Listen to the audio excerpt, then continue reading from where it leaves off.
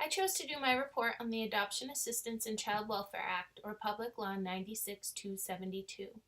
President Jimmy Carter signed this act in 1980, and it was the first of its kind to determine what the role of the state was in regard to service provision, quality, and time frame requirements for out-of-home placement. In the 1970s, there was a rising number of children in foster care due to abuse and neglect. At this time, there was no emphasis placed on permanency planning, and children could stay in the foster care system for their entire childhood with no reviews.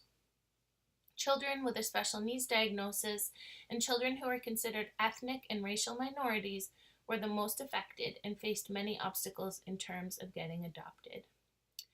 The 1970s introduced a new era of family preservation and efforts to address the rising numbers of children in foster care.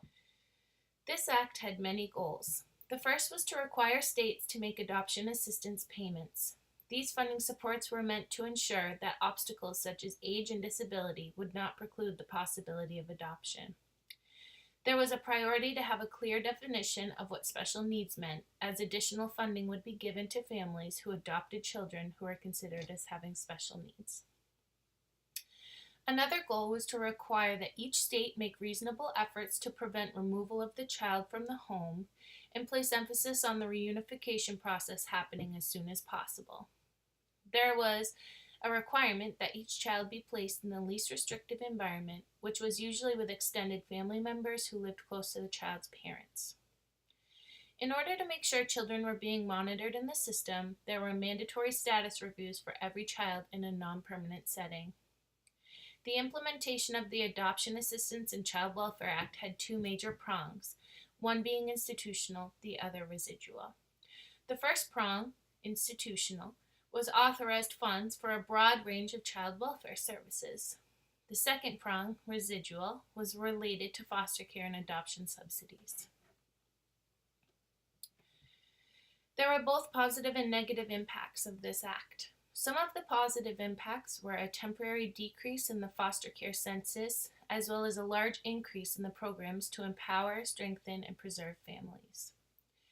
However, many children were left in abusive situations due to the heightened priority of preserving the family.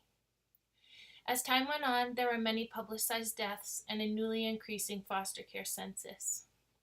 Foster caseloads dropped to 300,000 in 1986, but soared back to 500,000 by 1995. It is important to understand that the stipulations placed on states in order to receive funding had consequences, both positive and negative.